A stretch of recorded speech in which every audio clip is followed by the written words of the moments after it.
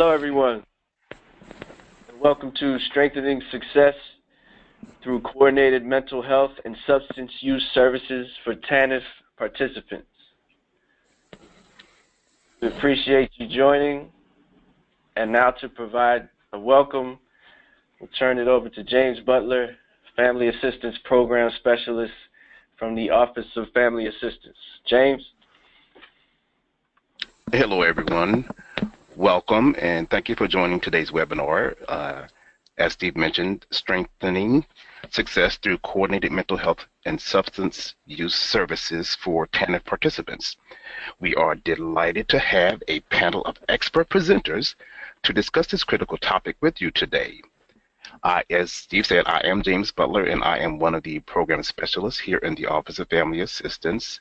I'm working specifically in the Self-Sufficiency Branch under the leadership of Lisa Washington Thomas, and I will be facilitating today's webinar.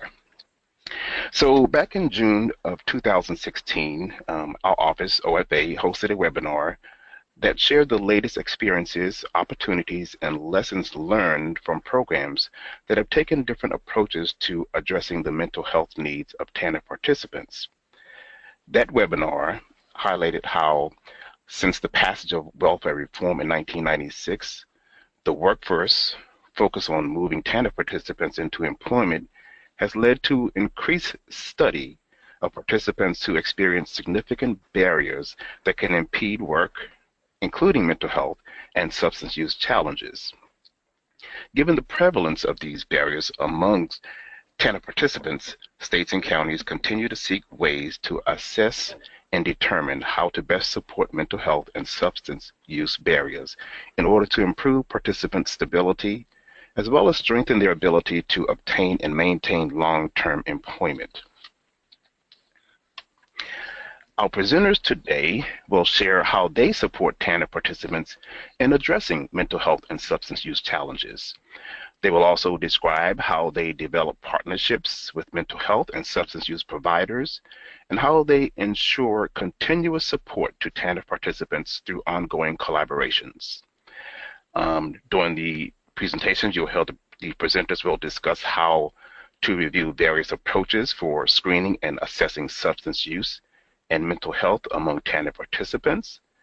You'll hear them talk about how they identify strategies and specific services for addressing substance use and mental health challenges, explore opportunities for developing partnerships with outside vendors to address substance use and mental health challenges, and ways that you can consider how to increase coordination and enhance ongoing case management for TANF participants, accessing services through outside vendors. So we are very fortunate to have three TANF programs guiding our conversation today. We will first hear from Jefferson County Department of Human Services. Tara Noble is the Colorado Work Supervisor with Jefferson County DHS, and Monica Olson is a mental health counselor for Jefferson Center for Mental Health. For the past 15 years, Tara has worked with families applying for and receiving TANF in a variety of capacities, including eligibility determination and case management services. Ms. Noble is dedicated to supporting staff and developing innovative program interventions that provide opportunities for families to build skills and improve their circumstances. Through Jefferson County Colorado Works, TANF participants can access an array of mental health services. Monica Olson is a psychotherapist for Jefferson City Center for Mental Health and has been working with the Colorado Works program for 2 years now. The Jefferson Center for Mental Health is a not-for-profit community mental health center serving Jefferson County. Prior to her work as a therapist, she worked for Jefferson County as a career specialist at the American Job Center, assisting job seekers with reaching their employment goals. Then we will hear from the Florida Department of Human Services, Heather Allman, who is new to the team there as she started in January, along with Jacinta Murphy, who is a senior Management Analyst Supervisor for the Department of Children and Families in the state of Florida. Jacinta is the Food Assistance Program Manager in the headquarters office for the Office of Economic Self-Sufficiency, located in Tallahassee, Florida. She has been with the department for 8 years. She has served different capacities in the agency, from an eligibility worker to her current position in supervising program policy for the state. In her current position, she is responsible for aligning federal and state policy to provide adequate policies and procedures to external and internal stakeholders. And last but not least, we will hear from the Vermont Department for Children and Families. Miranda Gray is the Reach Up Administrator in the Economic Services Division. Currently, Vermont's TANF Reach Up Administrator, Miranda has worked for the state of Vermont for 9 years. She began her career providing direct services to TANF clients at the Orange County Parent-Child Center. In 2007, she began her career with the Agency of Human Services, Department for Children and Families Economic Services Division as a Reach Up case manager. She has worked since 2010 in Reach Up Central Office, interpreting rules and providing guidance to line staff, and she graduated from the Agency of Human Services Leadership Development Program in May of 2014. More recently, she has the opportunity to oversee Vermont's Reach Up Substance Use and Mental Health Program, established in the late 2013, among other grants and contracts that support Vermont's TANF program and the clients that they serve. So throughout the presentation, you will have an opportunity to ask questions through the chat box in the bottom left corner of your screen. We encourage you to ask questions, and if your question is for a specific presenter or program, please be sure to specify that. If we do not get to everyone's question, we will provide a Q&A that will appear on the PeerTA website, along with a transcript and audio recording of today's webinar. During the webinar, there will also be a series of polling questions that will appear on your screen. Please answer each by clicking on the radio button next to your selected response. Doing so will not only help us guide the discussion, but will also share additional information that may inform your practice. So what we're going to do now is start first with having Steve read our first polling question. Thanks, James. The first question is, what is your role working with TANF participants experiencing substance use or mental health challenges? Is it eligibility determination, case manager, supervisor administrator, mental health provider, or substance use treatment provider? So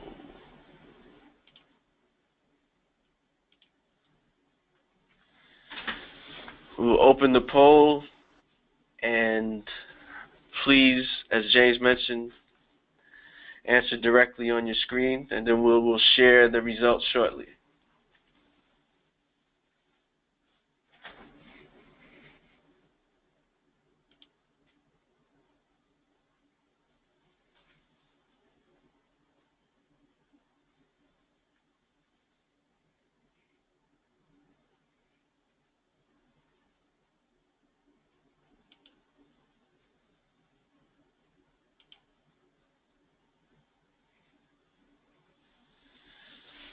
All right, as you can see, the majority of the respondents are supervisors or administrators, also have a number of case managers as well.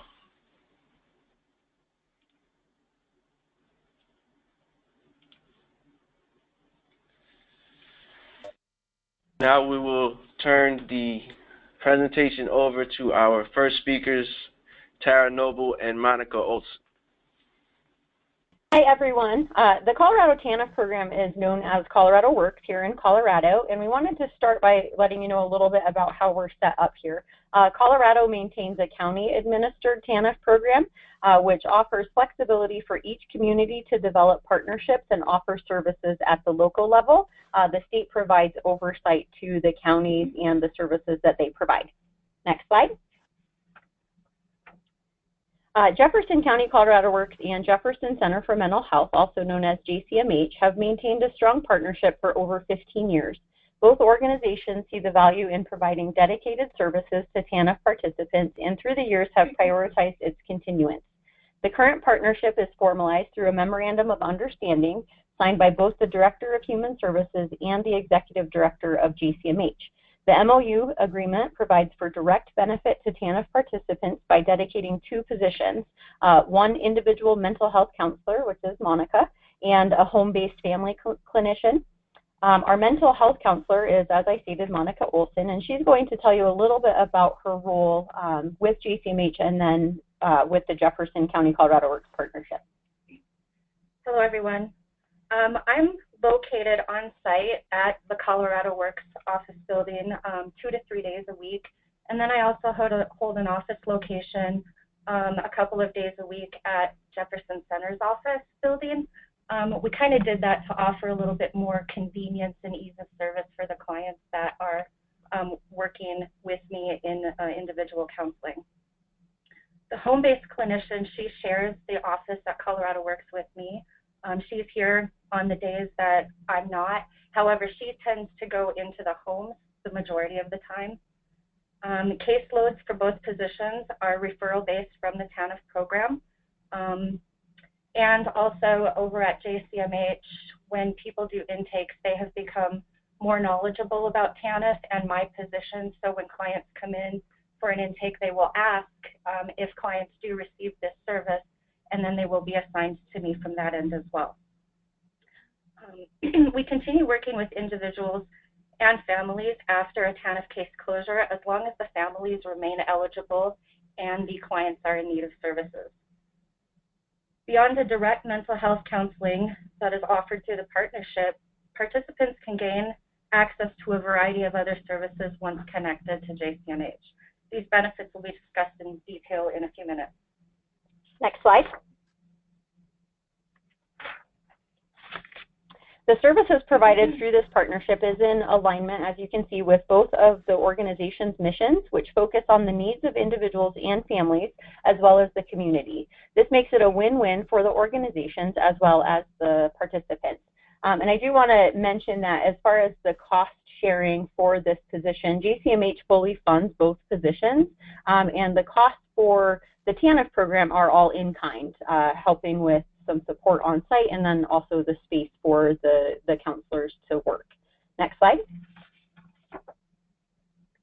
So as far as screening and referral, Jefferson County does not have a formal assessment to determine whether mental health services are needed. In the initial meetings with participants, mental health is addressed to determine if the participant is first comfortable disclosing concerns for themselves or family members, and then also whether they present a desire for counseling. That could happen through direct questioning about their well-being or through indirect questions regarding their daily activities and motivation. Interest in counseling is discussed based on either their disclosure of need or behavioral observations done by the case manager. A vast majority of our participants are provided with information about available mental health services during that initial meeting. Both Monica and Nia, who is our in-home counselor, have written introduction letters that can be provided to participants upon entry into the program or at any time that a need for counseling is determined. A referral is completed, again, at any time for those who state that they would like to engage in counseling.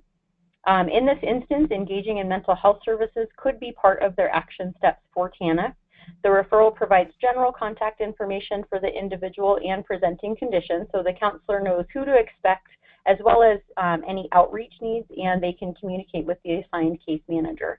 Outreach is done on a limited basis and requires that the client know about mental health services and has agreed to pursue counseling. In general, we ask that the clients first contact the counselor so that there is a higher level of engagement and definitely that desire to pursue counseling. And then once the participants contact me for counseling, I schedule an individual orientation with them. Initially, it was set up as a group. However, I noticed that clients had a tendency not to show, and I think a lot of it is because of the anxiety of being in a group and coming to a counseling orientation. So I switched that to individual, and my show rate has improved about 50%. So at the meeting, what they do is they get an opportunity to meet with me with no obligation to continue. They learn about the process of counseling, what it is, what it isn't, and then also my role on TANF and the expectation that I will be, or the understanding that I will be working in collaboration with the case managers. And so far, the clients that have decided to move forward and pursue counseling don't have a problem with that communication between me and the case managers. So we want to point out with Monica's orientation, because the customer gets to meet her without any obligation to pursue counseling, they can then make a conscious choice about continuing counseling with her instead of just being assigned to a counselor that they would get through JCMH. Those who don't make a connection with her can then be referred to alternative counselors through the larger JCMH program. Next slide. So here you can just see an example of Monica's welcome letter. So this is really just providing general information about counseling and what to expect, as well as normalizing the experiences that individuals and families may be having. Next slide. And here is Nia, our in-home clinician. Because they do different things, they like to stress a little bit different experiences that families could be having and what type of assistance they can provide to individuals or families. And so this is an example of her letter. Next slide.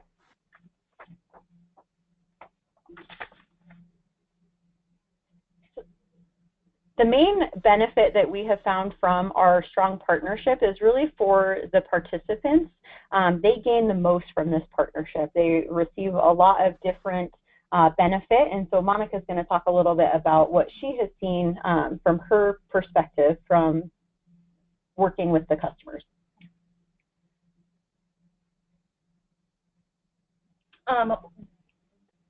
So JCMH provides a lot of services. We have something called navigation clinicians. It's very similar to United Way, where the navigation clinicians are up to date on what community services are provided. And so if clients, for example, need assistance with housing, legal resources, even applying for TANF, those navigation clinicians will meet with the clients and help them complete that paperwork and get things set up. Peer services are also another benefit. These are individuals who have struggled with their own mental illness and were able to overcome that, and they've started working with JCMH, and they will meet with clients who have experienced similar struggles. One example would be if a client experiences panic attacks and they're afraid to leave the house, a peer specialist will meet with that person and kind of help walk them through the process of leaving their house, to learning how to navigate the bus system, to getting to appointments and things like that. We also partner with Metro Community Provider Networks, which are medical clinics around the area, and if a client doesn't have a primary physician, we can set them up. Jefferson Center has office locations on site at some of the clinics. And an example, a client that I recently had, she needs a specialist and she didn't have a primary physician, so we set her up with MCPN, and within a week they were able to get her an appointment with the specialist that she needs. And so those are some of the benefits that JCMH provides. And since Nia is an employee of JCMH as well, that is not normally something that participants can access. In general, they don't have access to in-home clinicians unless they're part of a really intensive referral process from another program. And so allowing that through that partnership, they are able to access an in-home counselor who can help with family issues. They can help she helps with parenting and really works with the children to help stabilize that family in the home. In addition, they also have access to group therapy sessions, which could include DBT, depression, anxiety, an array of wellness classes. And so it really is a great benefit to them to be able to go through JCMH without having that longer referral process through the general referral line. In addition, just for time purposes, if they go through Monica, she can usually get them in to meet with her within about a week for an intake. And she's available to meet with them weekly depending upon their needs. In comparison, if an individual contacts JCMH through their intake line, they're assigned to whomever happens to be available. The wait time for an initial appointment is approximately 1 month, and sessions are generally held monthly just based on their caseloads. And so that has been something that we've noticed is a huge benefit to our customers, is if we don't get them in immediately for assistance, they often don't pursue counseling. Since we can move so quickly on that, they're more likely to engage and show up and then pursue counseling. Although we don't have specific services for substance use through Jefferson County Colorado Works program, through our connection with Jefferson Center for Mental Health, if there is a substance use concern, they can be referred to a dual diagnosis counselor to help them through that. And Jefferson Center recently purchased or is taking over Arapahoe House, which will offer detox services to individuals who need that service. And so that will become a great benefit to our customers in the next month or so. Next slide. Now, of course, with any partnership, there has to be benefits for all parties, and so we've talked a lot about the participant benefits, but JCMH and the TANF program both receive a benefit from this partnership, and so Monica will talk a little bit about what JCMH sees as their benefit, and then I'll talk about the TANF side. I think two of the main benefits is the partnership that JCMH has with Jefferson County and that ongoing relationship, and also being able to provide access to clients or potential clients that more likely would not seek out services unless this partnership was here. I think also that it reduces stigma, particularly with this population. I've had a number of clients after being in therapy for a while start telling me that they're telling their friends they need to go to counseling, they want their family members in it, they send their children in, and so it strengthens the family unit as well. So the TANF program benefits in several ways from this partnership. TANF case managers have gained a strong knowledge about mental health conditions and how they affect behavior and employment.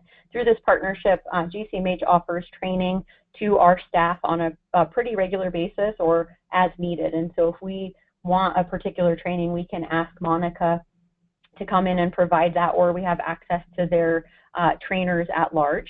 In addition, ongoing support and effective strategies are provided to case managers who are working with individuals who are experiencing mild to severe mental illness.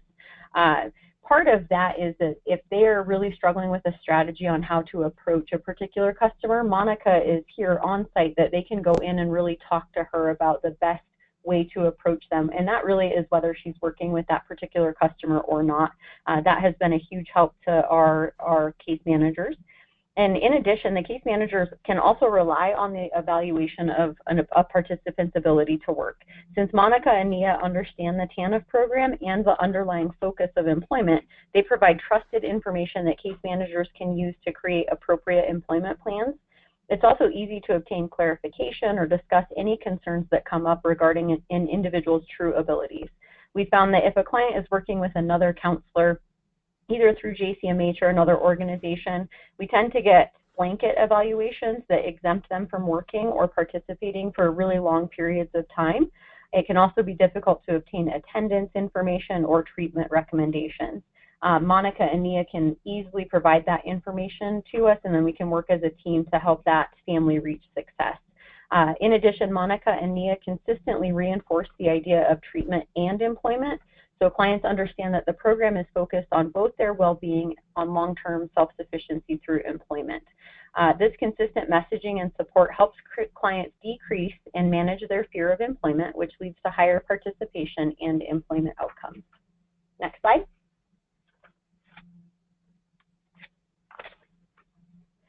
So as far as quality assurance and evaluation, we're going to talk a little bit about what evaluation we have here within the program. The partnership makes it a little bit interesting just because JCMH has their own data set and then our program has our own data set, and obviously our systems do not talk to each other. But what Monica and Nia do help us with is they provide monthly consultation forms to each of the assigned case managers, and that reports the progress of both the individuals and the families. So that lets us know in any given month, are they progressing towards their treatment goals? And then are they attending treatment as they're supposed to? This information is filed in the TANF case for ongoing documentation of participation in mental health treatment, and also helps us document any restrictions that they have from employment. This helps on the quality assurance side from the state. If they're not meeting the work participation requirements, we have documentation to indicate why and that they're making appropriate progress on an alternative plan. Or if they are working towards that, how close are they to moving to employment? JCMH also provides quarterly reports detailing client contact, attendance, and sessions. So those are, how many people are showing, so we have a good idea of what our show rate is, how many people are engaging regularly in treatment.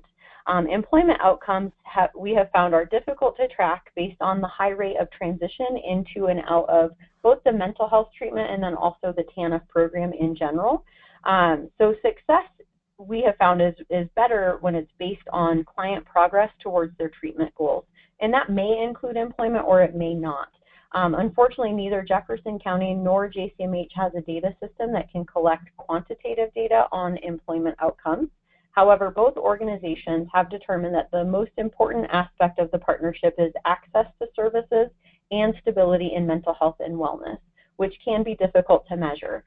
We do believe that some of the best gauges of success are the individual stories that can be linked back to the partnership. I'm not sure, how are we on time? Okay. So a couple of recent stories that would be considered success stories, which is basically how we gauge the effectiveness. One of my clients, she had started working with me, and she experienced anxiety. She had trouble sleeping. She worried a lot. Very common, afraid to leave the house. And in my work with her, I just helped her build some kind of coping skills, learning ways to think differently. And we uncovered that she was afraid of being successful and that she wasn't sure that people liked her. So she got set up with an internship program through the Colorado Works. Her case manager, the internship coordinator, and I worked together and provided a lot of positive feedback to this client, and she did really well in her internship. And towards the end of treatment, she was thinking more career-minded and considering like her long-term career goals. So that was one success story. And another one is a client who was diagnosed with PTSD, and she was experiencing flashbacks and having difficulty concentrating, experiencing nightmares. So I provided some psychoeducation around PTSD, taught her about triggers, and were able to connect some of those triggers. And that clicked with her, and once that clicked with her, her anxiety at work went down dramatically, and she was able to concentrate. And she was also in an internship, and they actually have kept her on for a temporary job. And Jefferson County has really found that the more support we can provide in a team approach to individuals experience particularly severe mental illness leads to those better employment outcomes. Next slide. So in addition to the mental health partnership, Jefferson County has recently begun to offer services related to the IPS model, which is individual placement and support. That program is really an evidence-based approach to supported employment for individuals living with mental illness. They have 8 different components or principles that they really adhere to. And the goal is really to support any individual with mental illness who expresses an interest in employment. One of the key components is that it deals with rapid attachment to employment based on their desires and preferences. And failure isn't necessarily attached to whether they keep the job. It really has to do with just them getting out and pursuing any type of employment. The employment specialists that work with the IPS model work with individuals who are referred from the TANF program and develop relationships with employers to offer the individual a chance to work in a desired and appropriate field. There is a treatment team made up of the IPS employment specialists, mental health clinicians, and TANF case managers, and the team supports the individual in employment, mental health, and necessary wraparound services. The program's effectiveness is evaluated by the number of individuals who gain employment. Unfortunately, we've only had it in place for approximately 2 months, so data is not yet available from Jefferson County, but we are excited to see the outcomes. Nationally, those studies have shown that 55% of those involved in IPS gain competitive employment versus 23% from the control groups. Next slide. And then finally, we also we contract with Disability Benefit Services to provide an on-site disability advisor who is source certified to review medical and mental health documentation and assist individuals in applying for benefits. This is really that group that have severe mental illness, and employment really is not part of their long-term plan for self-sufficiency. Through this contract, what we have found is that individuals are approved for benefits at a higher and faster rate than those who apply without assistance. The outcomes include a reduction in the need for TANF and an increase to household income. Finally, the review of the documentation from an expert allows us to create a better employment plan by focusing efforts on Social Security, or for those who Social Security is not the best option, transitioning them to an employment plan instead of pursuit of disability. Next slide. And thank you. This is our contact information. If you have any questions about the services that we offer, how we set that up, you are more than welcome to contact either Monica or myself directly.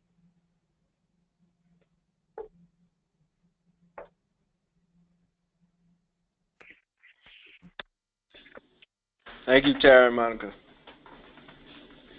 We will go to our second poll question now, which is, how does your TANF program currently screen and assess for substance use and mental health challenges? The options are: it does not screen or assess as part of standard procedures, as needed or if suspected, through comprehensive assessment of all participants, or any such screening or assessment is done by providers.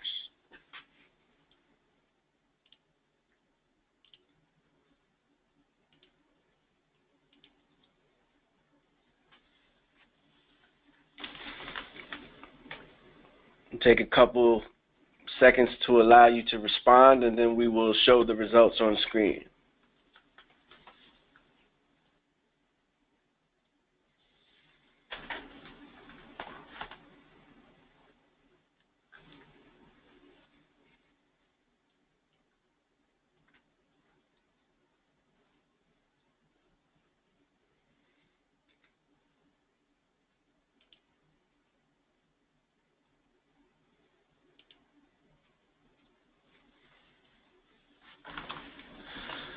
All right, it looks as though through comprehensive assessment of all participants is the most popular response at this point.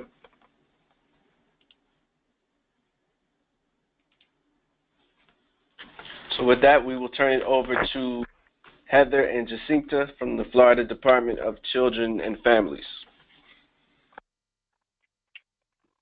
Hello, so this is Heather Allman, and I'm going to talk today about Florida's TANF program. And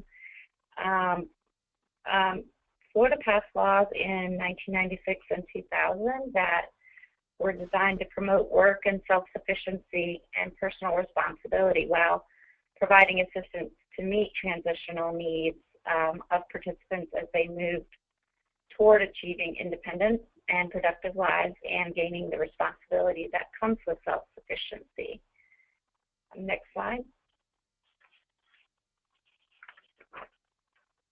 And around that time, Florida recognized that a significant number of individuals served by TANF had mental health or substance use disorders, which can impede their ability to work and to move into the workforce. And so in 1998, the Florida legislature began allocating TANF funds directly to the Office of Substance Abuse and Mental Health. And that funding serves individuals who are eligible for temporary cash assistance and individuals at risk of welfare dependency for diversion. And in 2016-2017, the total TANF allocation was $12,798,623. Sorry, almost $7 million of that was for mental health services, and $5,850,000 were for substance use services. Next slide. So how we partner in Florida is that the Office of Substance Abuse and Mental Health and the Office of Economic Self-Sufficiency are operated out of the same state department, and we partner to develop the TANF state plan and any documentation requirements for service providers. Services are considered job search and job readiness assistance, and they can count toward work requirement activities.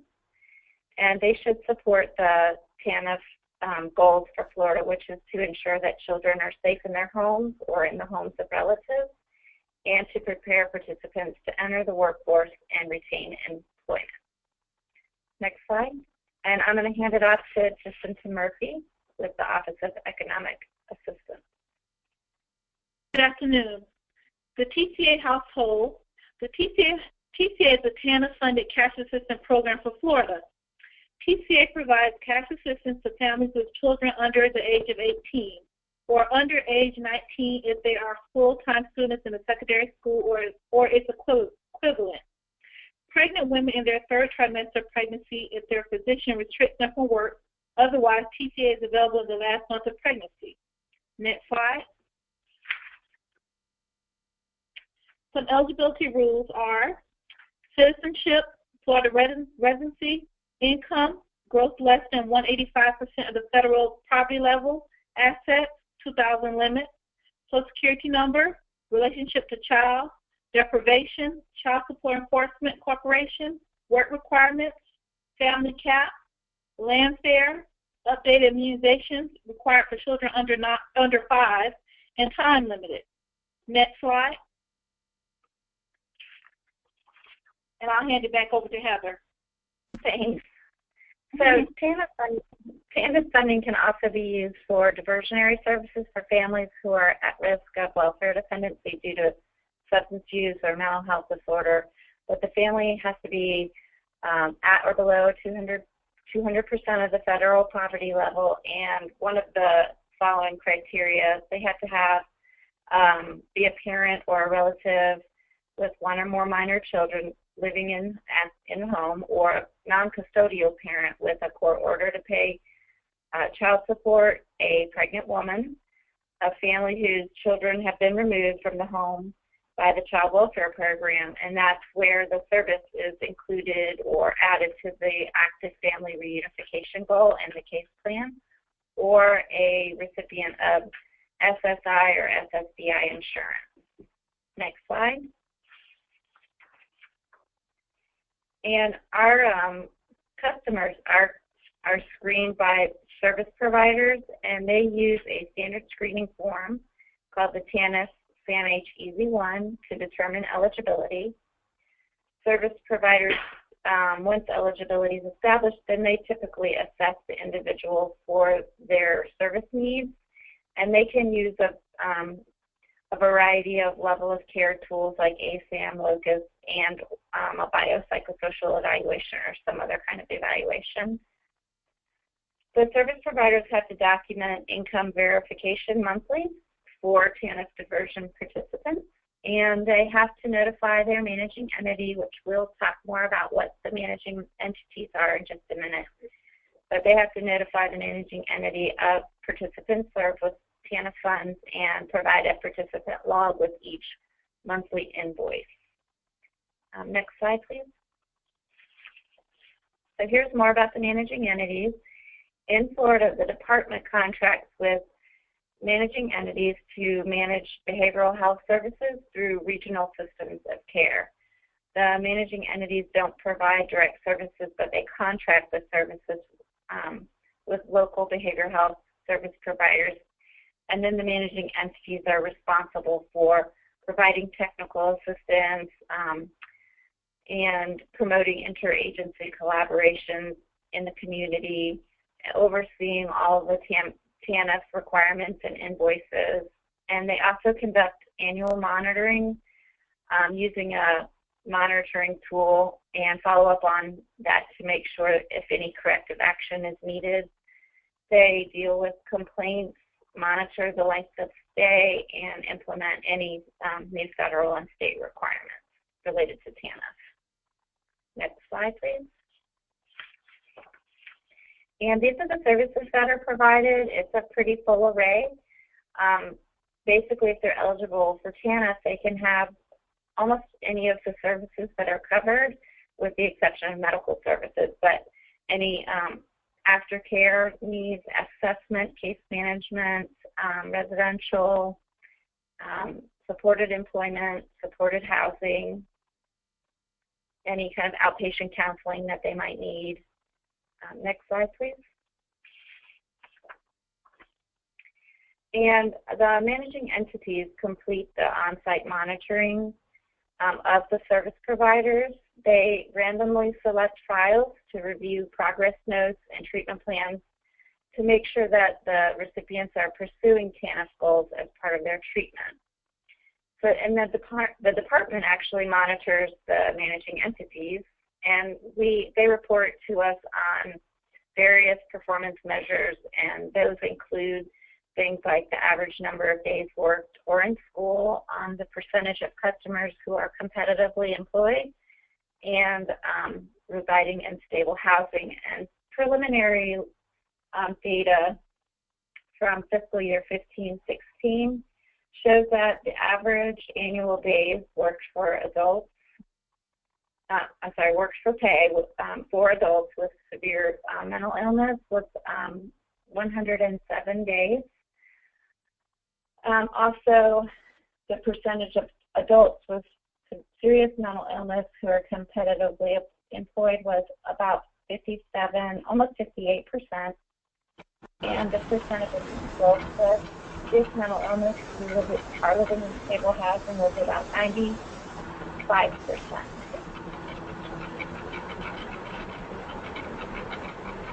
Can everyone hear? I'm hearing a little bit of background noise. Okay, next slide, please.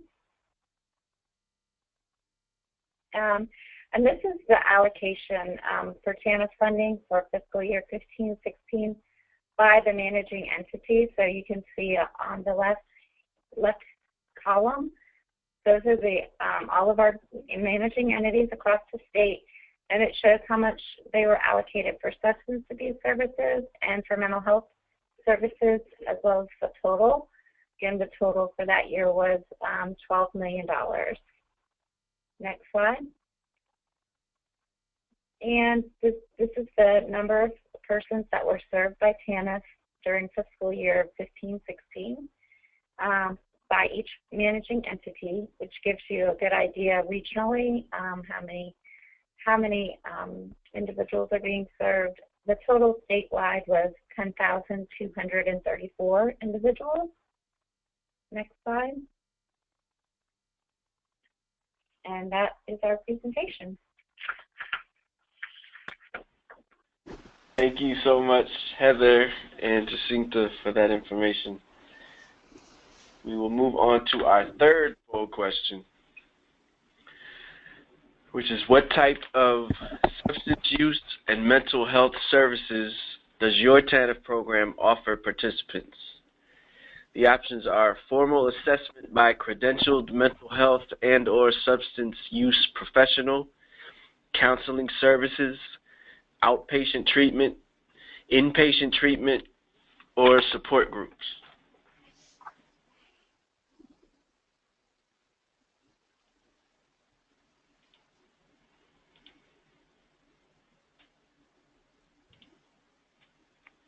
And we'll give you a moment to respond and show the votes.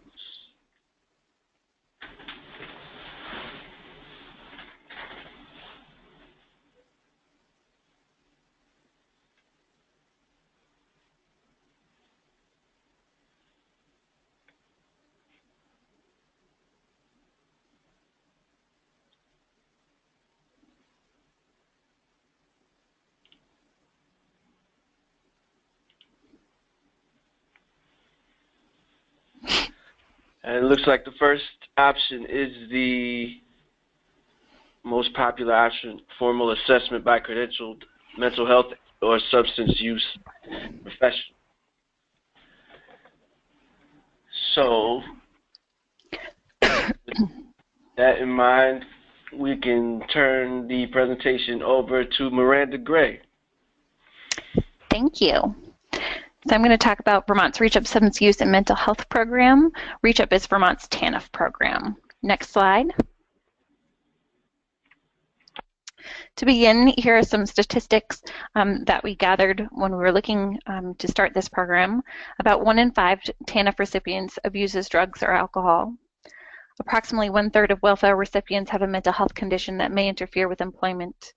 And nationally, approximately 50% of people with a substance use condition have a co-occurring mental health condition. Next slide.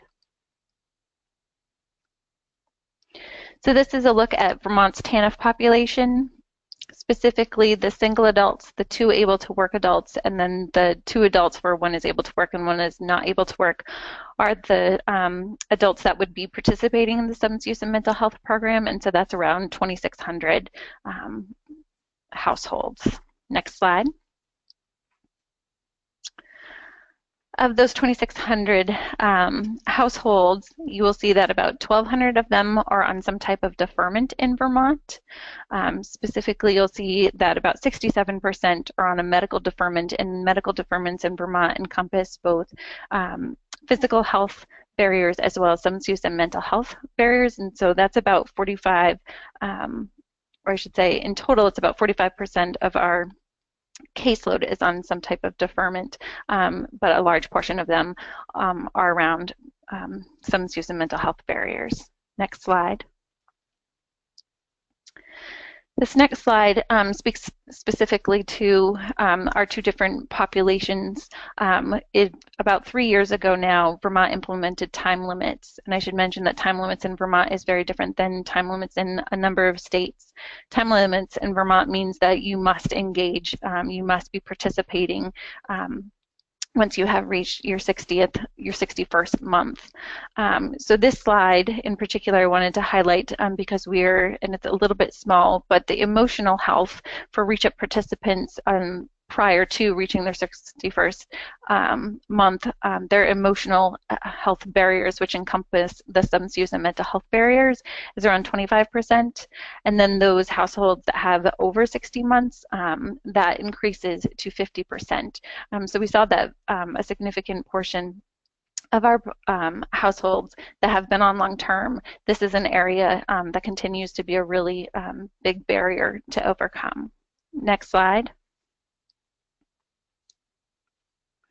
So the purpose of our substance use and mental health program was to provide integrated substance use and mental health services for people receiving Reach Up. We did this through access to treatment and case management through the designated agency system here in Vermont. In many states, this is known as community mental health centers. Next slide. When trying to decide what our program should look like here in Vermont, we outreached to ACF and they connected us to the MOMS program out of New Haven, Connecticut, and they had embedded case managers into their program. Their case managers are actually out into the community for the most part. And then we also connected with Utah, who had embedded clinicians into their TANF program. Next slide. So a little background on this program here in Vermont. It's an Agency of Human Services interdepartmental program. There are 3 departments that are directly involved. The Department for Children and Families Economic Services Division, that is our where our TANF program, our REACH-UP program, is housed. The Department of Mental Health, and the Vermont Department of Health Alcohol and Drug Abuse programs. And this program was implemented in 2 phases. Next slide. In November of 2013, we launched this program in 4 of our 12 district offices. Our 12 district offices are pretty much where we have approximately a few more counties, but that's approximately how it's covered in Vermont. So we had 4 of our district offices come up, and then very quickly the legislature allocated more money for this program, and so we brought up our remaining 8 districts in July of 2014. So this was a very quick pace. We didn't get to really have a pilot time before we were bringing up the rest of our districts. Next slide. Our partners, we work with 11 different agencies across the state to provide these services to the REACH-UP participants. And with a few exceptions, all of the agencies can provide both substance use and mental health services. Next slide.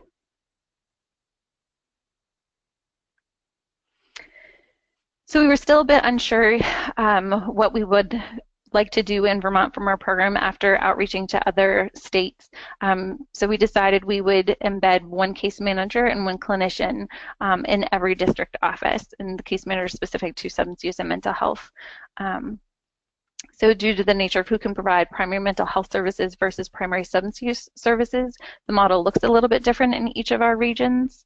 In some of those regions, we need to create memorandums of understanding so that it was clear who was going to play what role and how we could work together the best to provide services to our participants.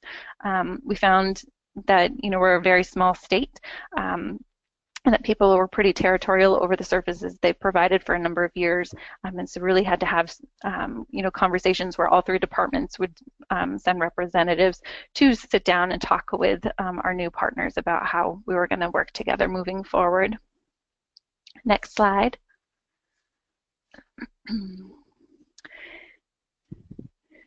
So initially we decided to have each of our case managers and clinicians work with up to 35 participants.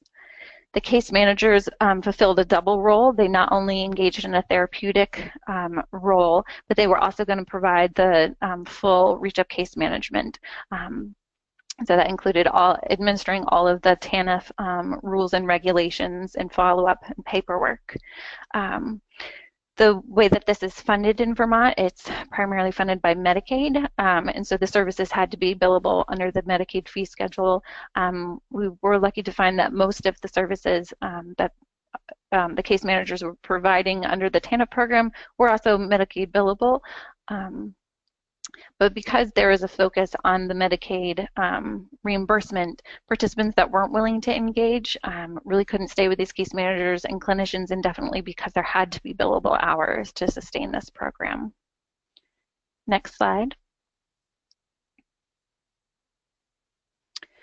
So here's a list of some of the case management services that are provided under this program.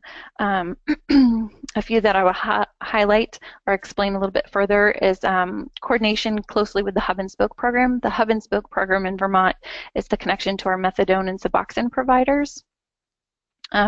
So we have a number of our participants who are engaged with the Hub and Spoke programs, but still have remained pretty stagnant in our TANF program. So really looking at having our new case managers and clinicians coordinate the providers at the Hub and Spokes to make sure that we're all on the same page of what would be a good plan moving forward for these participants.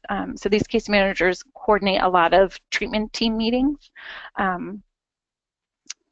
Yeah, next slide. Here's a list of the clinical services that are provided under this program. I should mention when we said we added 1 clinician to each of the teams, we did recognize that one clinician wouldn't be able to provide the full array of services that our participants were going to need. And so really, although we have, typically speaking, a point clinician that we work with, we do utilize a fair amount of clinicians within the designated agencies if we can find a good match, or if there's already an established group that is running that would really work well for the participant, then we connect them to that clinician. Next slide. So in Vermont, our participants are identified for this program. We screen everyone that comes into the TANF program by using the UNCOPE and the PHQ-2.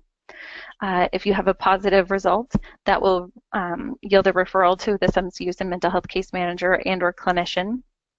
It looks a little bit different in each of our offices, as I mentioned, in terms of the way into this program.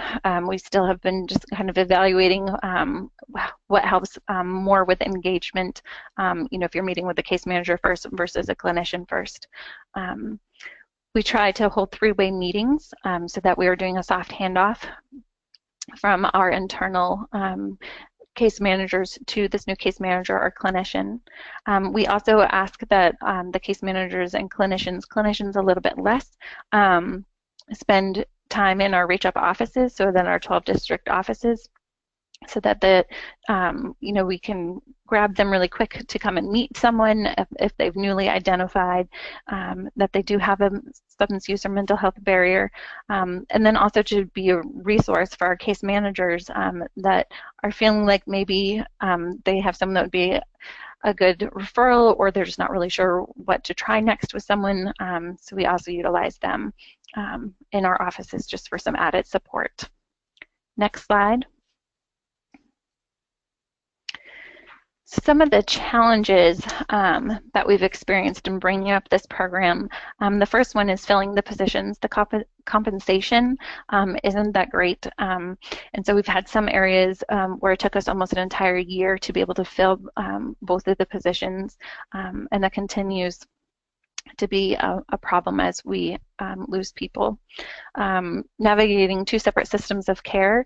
In Vermont, we have very distinct who can provide substance use and is recognized through ADAP to do that, and then who can provide mental health services, and they're recognized through DMH. And the reimbursement rates are different depending on your diagnosis. So that's something that we have to continue to look at and see how we can move forward. As I mentioned, connecting to our hub and spoke program, the methadone clinics, that's something that we continue to build those relationships and look at how can we work together to provide the best services for our participants. And then one of our challenges is just how we are funding this program. We provide grantees with a very small grant, to help offset. We know that there was going to be probably a higher no-show rate with our population, but it really doesn't cover all of the expenses, just because the no-shows have been more than we anticipated, and so it's really challenging when the bulk of the revenue is supposed to be from Medicaid billing. Next slide. Another challenge that we have found is engaging participants with both a case manager and a clinician. We have found that people, whoever they connect with first, is really who they want to. They've already told their story once, and that's who they want to continue working with. But as we know, until you've met with a clinician and had a formal assessment and had a treatment plan developed, services aren't billable, and so that has been a challenge. Retaining staff. This is a really challenging job, in particular for the case managers, not only providing the therapeutic case management relationship, but also administering the TANF program. We have had a significant amount of turnover in these positions. Gathering data, our three departments have no common database, so we have information that lives in each of our own independent databases, and so to be able to look at that, it's always a manual pull, and so that's a challenge. And then determining what is success. I think when this program first began, success for some was clearly someone's going to get into treatment within a couple months, and then they're going to get a full-time job and they're going to be off of TANF. But as we know, success can be so much smaller. It can be someone initiating treatment for the first time or choosing not to use an illicit substance and get connected to a methadone or a Suboxone prescriber. So that's also has been one of the challenges of, how are we all having the same or very similar conversation about what success would really mean. And then the last challenge that I will mention is that we found it was really hard for the case managers to develop a therapeutic relationship when they were administering and following the TANF rules. So according to TANF, if people aren't engaging, they're not keeping appointments, then you need to fiscally penalize them, and so that's really hard to reduce someone's monthly grant because they didn't keep an appointment with you, and then to have them engage and want to talk about what's going on for them, what are barriers.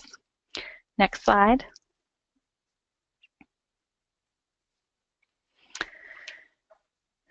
So we have made some changes. We still have 6 agencies that are still working with a case manager and clinician model, but now we have 5 agencies that have moved to a clinical case manager model, and so this is allowed and addresses our participants not feeling comfortable engaging with 2 people, so that they can just engage with one person initially. Also has allowed or afforded more flexibility for the clinicians to be able to meet people in non-traditional settings, which has been helpful. This has also helped with our billing issue, in terms of once they're meeting, they've met with the clinician and their case manager, the person, they can turn on their clinical hat and get the assessment done, and so that they're able to bill sooner. And then to address the fact that it was really challenging to administer the TANF program and also engage in a therapeutic relationship. After that first year, so beginning in July of 2015, we pulled back the reach-up case management, and so now the DA case managers can just focus on building and establishing a therapeutic relationship, and then we will administer the TANF rules. All right, next slide. So the role here in our central office is to coordinate face-to-face community of practice meetings, and those meetings are bringing all of our providers together along with our supervisors and our local district offices to talk about what's going well, what are areas of support that they need. So we also will provide trainings. Initially, when we began this program, it was identified that the case managers and clinicians needed more training on domestic violence and trauma-informed care and self-care. Self-care has been really important because they are working with people that have some pretty traumatic experiences of their own, and so we want to make sure that we're giving the case managers and clinicians support to be able to help the participants. We also coordinate management team meetings in every district office, so just talking about locally, because everything's just a little bit different in our 12 regions. How are things going? How can we support you more? And then the last area that we really focus on here in central office is how to collaborate with our family services division. This is our child protection division, because we found that there's significant overlap in the families that are served.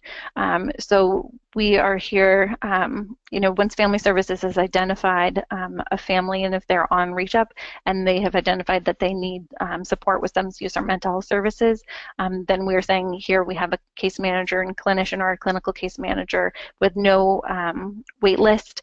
I know that was mentioned earlier by some of my peers, that typically speaking, if you would need these services, you could be waiting several weeks to up to a month. And so this program for us here in Vermont has really purchased us access to not having a waiting list, being one of our measures is being seen within 3 days. So that has been really helpful.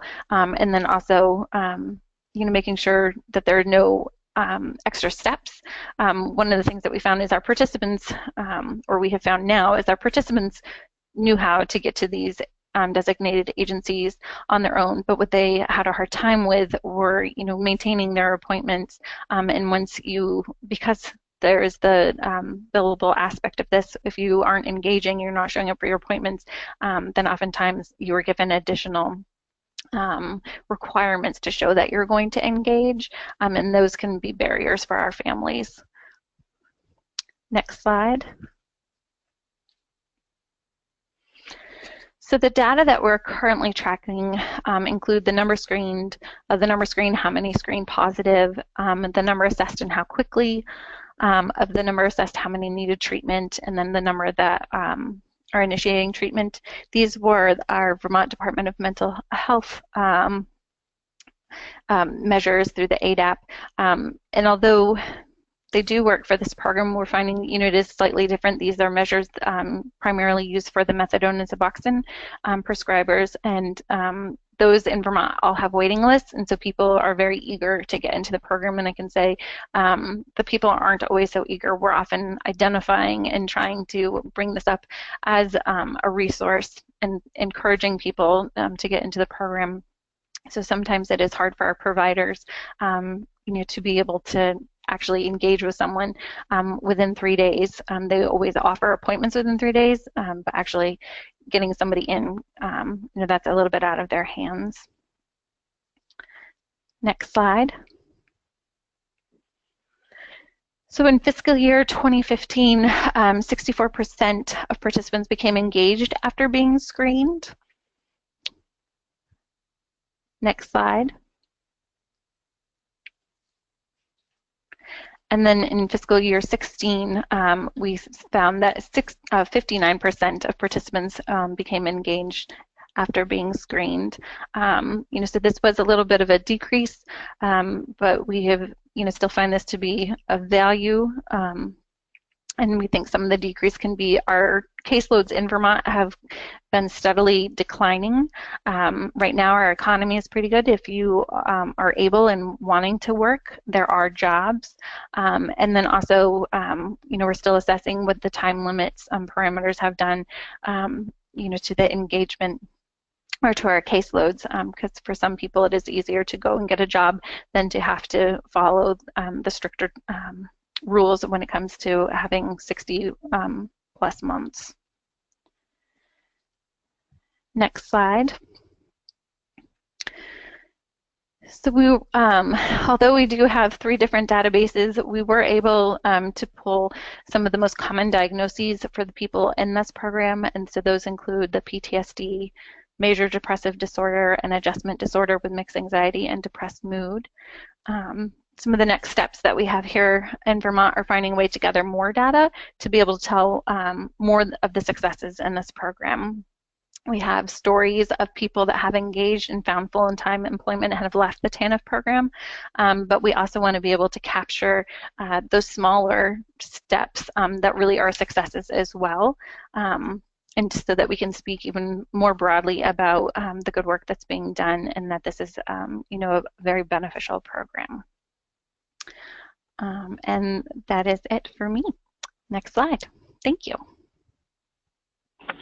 Thank you, Miranda. We will go into our 4th poll question, which is a little different this time. You can provide as many responses as you would like via the chat box.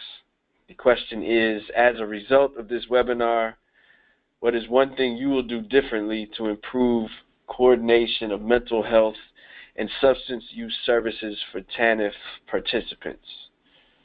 So feel free to share with some ideas or services that you may provide. And as those come in, James, I will turn it back over to you.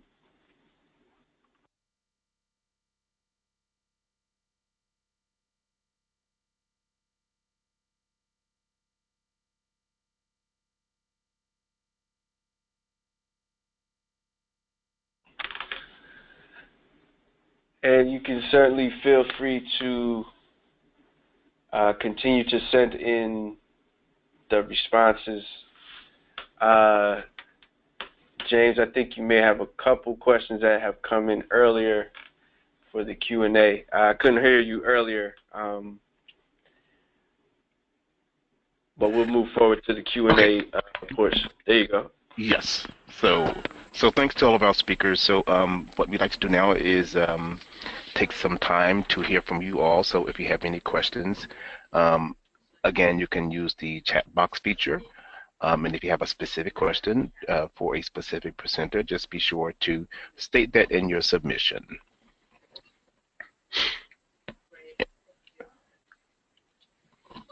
And Steve, while we're waiting, we can go ahead and take one of the questions that have come in already.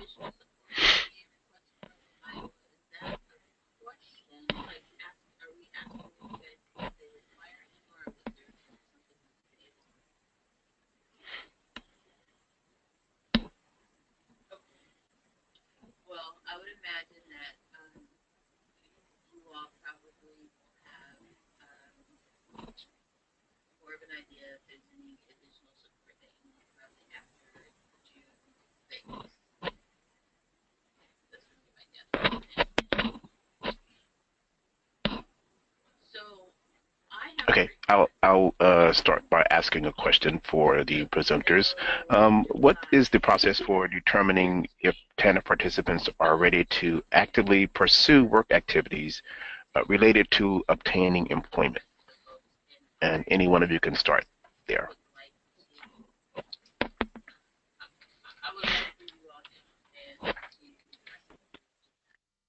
So this is Tara Noble from Jefferson County Human Services. We ask participants who indicate that they have any restriction from working, whether it is, partial, they can only do part-time work or no work at all.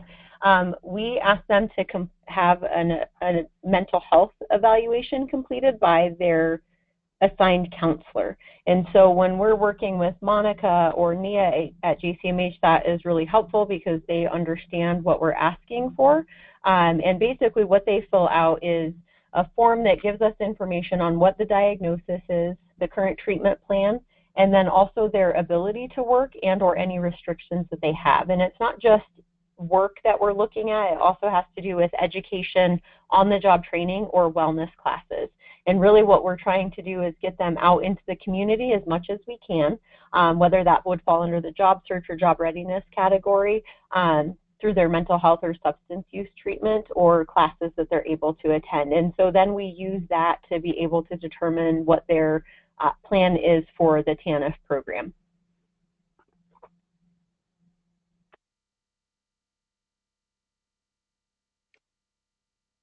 And I can speak for Vermont. Ours is a similar process. We also have, when we implemented time limits, we also implemented a medical review team.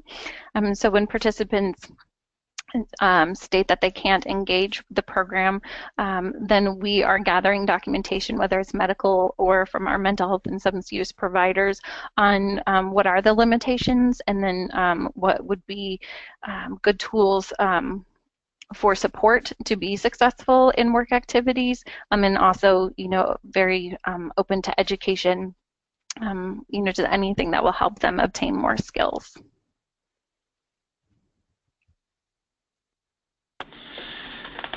Great, thank you. James, I have a couple questions that have come in. And I also wanted to let everyone know that we did collect the responses to the poll questions, and we will share those at the end as well. Okay. The first question that came in, I believe, is for Tara and Monica. Based on partnership and benefits, do you require participants who are already working with a counselor to switch to one associated with TANF? We do not require that they switch. If they're working with GCMH, they may talk to them about whether Monica is a more appropriate counselor for them, but a lot of that will depend on how far into treatment they are. If they are new to treatment, then they will definitely recommend a switch over to Monica if maybe they've only completed an intake. But if they're pretty well involved in their treatment plan, and they've been working with that counselor for, you know, a period of time or an extended period of time, they would stay with that counselor, and then we would just work with that counselor on their employment plan. Additionally, there are some clients that might need a different level of care.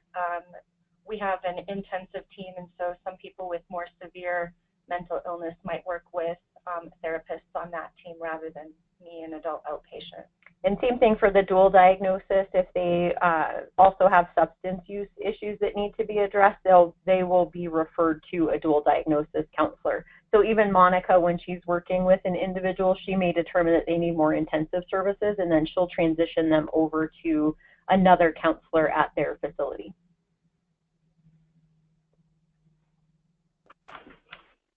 Great, thank you. Another question that came in, I think, is for, yes, this is for Miranda. It's about Vermont. The question was that the individual wasn't clear on the clinical case manager model and its difference with your initial model. Yeah, so it's really just having one person be both the clinician and the case manager. So in our original model, we had two distinct individuals. So you had a case manager to work with, and you also had a clinician. So in some of our districts now, you have one person. They're both a clinical case manager, so they have the ability to fluctuate within that role of if it's really a clinical meeting or if it's more the case management needing help in those ways. Great, thank you. This question is for Jefferson County. They'd like to hear about funding for partners and the mental health services. Does JCMH receive TANF funding? So we've gone through a couple of different periods of how we do the partnership. In the past, we had a contract, and so TANF did pay for some of the services that JCMH offered. However, for the past 2 years, it has all been a memorandum of understanding, and so JCMH's reimbursement are all based on Medicaid. So they bill Medicaid for any billable hours. Every individual that we send them does have Medicaid set up, and so their payment really comes from Medicaid, and then the cost to Jefferson County TANF program is just the in-kind cost to have office space here. We provide some support to them here while they're on the job, but there is no out-of-pocket expense for TANF. Excellent, thank you. Another question is,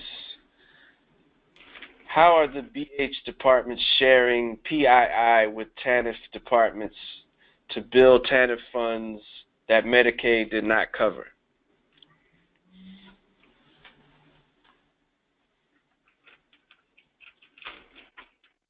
Do you know what PII stands for?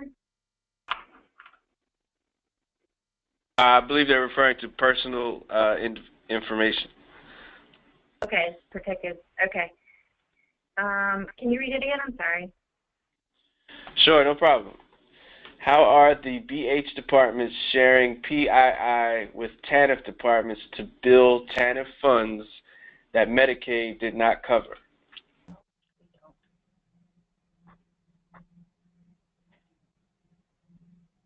Well, in Florida, this is Heather. In Florida, most of the TANF funds are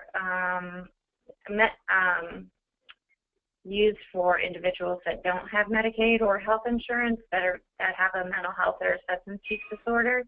So it's really considered like a funding stream in and of itself to cover services that are needed in order to support the person to be able to become employed or work toward that goal.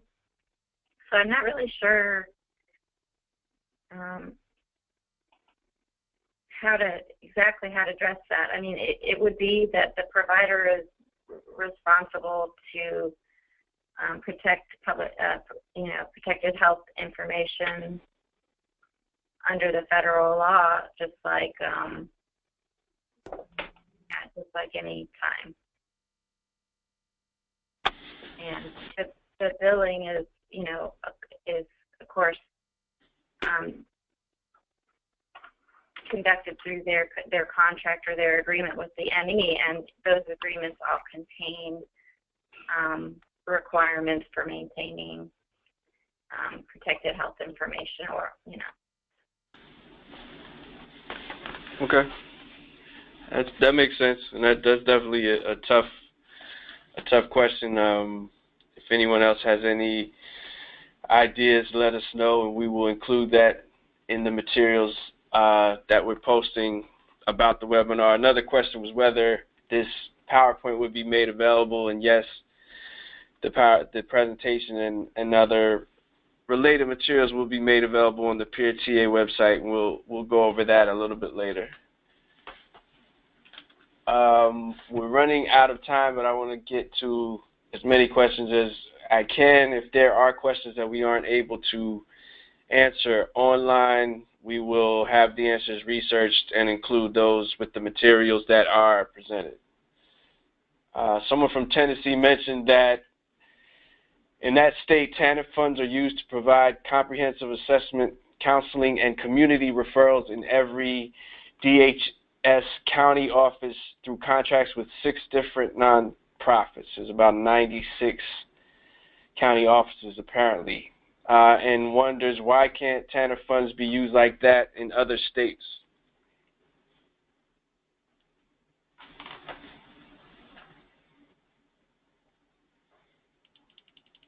So I can speak for Vermont. It's just a matter of where we've already allocated funds. TANF is a block grant, and so to be able to start this program up initially, we did need to have some of our money, but that meant ending an agreement somewhere else to be able to have money to put somewhere else. Right now, we just, and particularly with our caseloads continuing to decline, to be able to start up new programs that means that we need to ask for general fund from our state, and that can be challenging. Thank you. We'll see if we can fit one more in. An individual says, our TANF program policy on work requirements may be too stringent. How can I change for TANF clients to be more successful for compliance?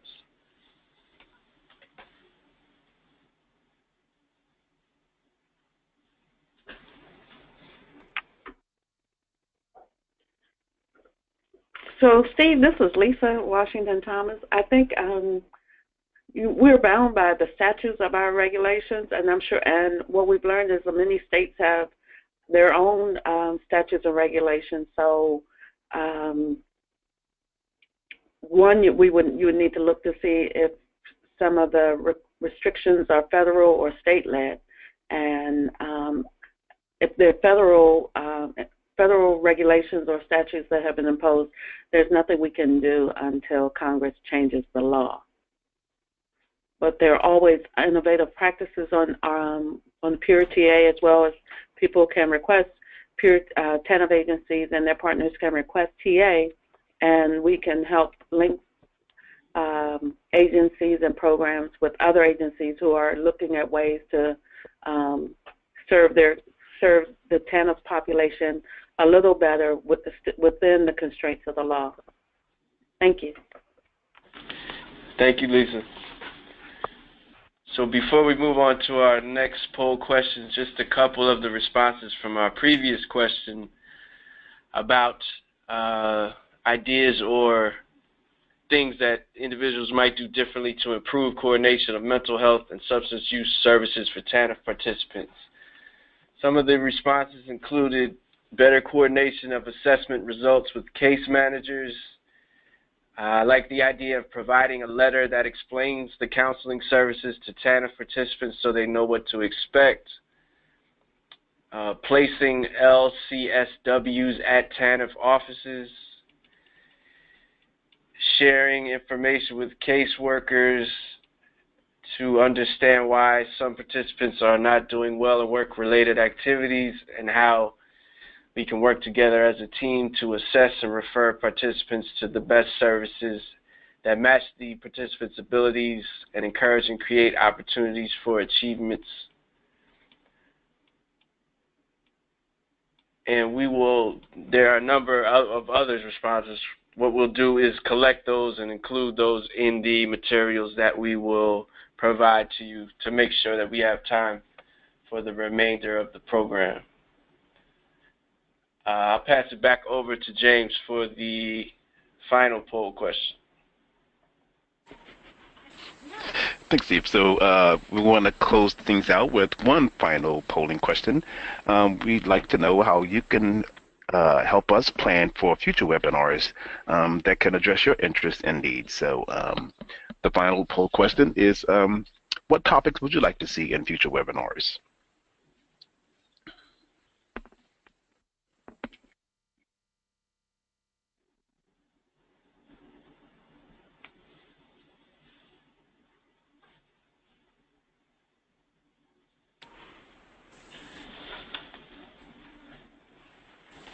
We'll continue to collect those as well as they come in.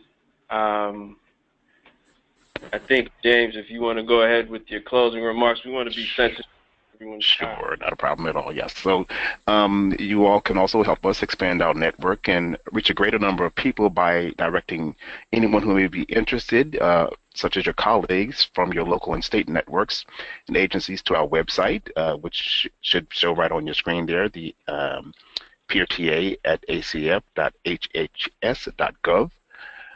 As Steve mentioned, and I mentioned earlier, a transcript and audio recording of this webinar will be available shortly on the PRTA Network website. If you're a little shy about putting topics there, you can also submit your topics as to what you'd like to see for future webinars, also on the PRTA website. Thanks again to everyone who participated in today's webinar, and thank you so much to all of our wonderful presenters. Please remember to provide your feedback on this webinar using the survey that will appear in a separate pop-up window when the webinar ends. We look forward to your participation on future webinars. Our next one will be in June, around the 21st right now. So thanks again to everyone, and everyone have a wonderful remainder of your day.